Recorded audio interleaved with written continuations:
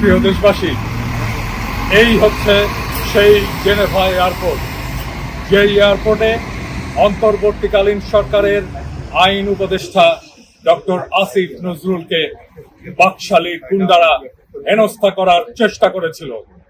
আমরা আজকে আবার ঠিক একই জায়গায় হাজির হয়েছি। এই সেই জায়গা, ডিপ্লোম্যাটিক গাড়িগুলো যেখানে এসে পার্কিং করে, এইখান থেকেই হেঁটে আসিফ নজরুল সামনের দরজা দিয়ে এয়ারপোর্টে ঢুকতে যাচ্ছিল, আর বাকশালী গুন্ডারা তার পথ অবরোধ করে তাকে হেনস্থা করার চেষ্টা করে।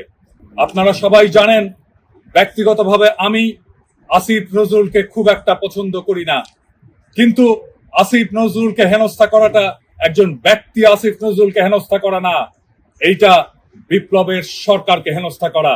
আমরা এটা কোনোভাবেই মেনে নেব না।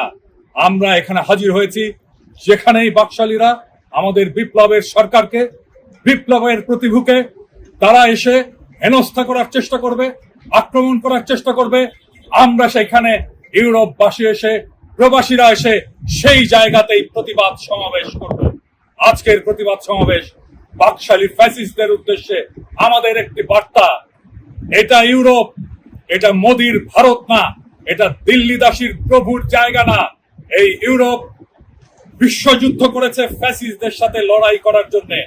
এই ইউরোপে ফ্যাসিস্টদের কোনো জায়গা নেই। যেখানেই ফ্যাসিস্ট বাকশালীরা আসবে সেখানেই প্রতিরোধ হবে। এইখানে আমরা প্রতিরোধ শুরু করলাম। আওয়ামী লীগের ইউরোপে কোনো জায়গা নেই। ইনকিলাব জিন্দাবাদ।